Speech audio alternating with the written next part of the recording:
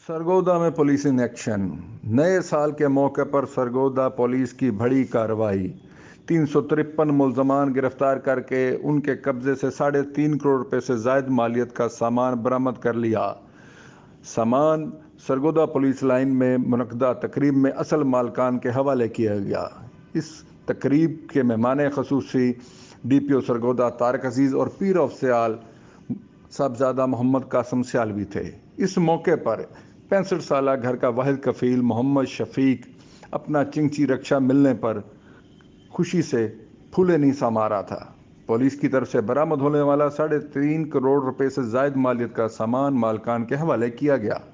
तकरीब में 70 लाख रुपए की नकदी, 22 लाख का सोना, कॉल एक से वीगो डाला, मेरे एक पैसे डंपर, चोरी हुए थे 96 मोटरसाइकिल, वो 3 रिक्शे और घरेलू सामान मालकान के हवाले किया गया।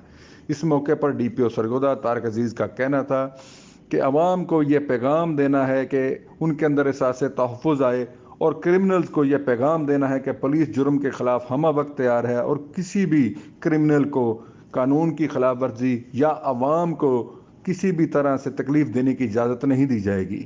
इस मौके पर मोमर शख्स मोहम्मद शफीक का कहना था कि मेरा रक्षा कुछ अरसा कबल चोरी हो गया था। घर में खाने के लाले पड़े तो मैंने किराए पर रक्षा लेकर अपना काम चलाना शुरू किया, लेकिन ताहम गुजर बसर ना हो पा रहा था। पुलिस ने रक्षा बरामद किया है तो मैं बहुत खुश हूँ। इस मौके पर मोहम्मद शफीक पुलिस जवानों को दुआएं देता भी नजर आया।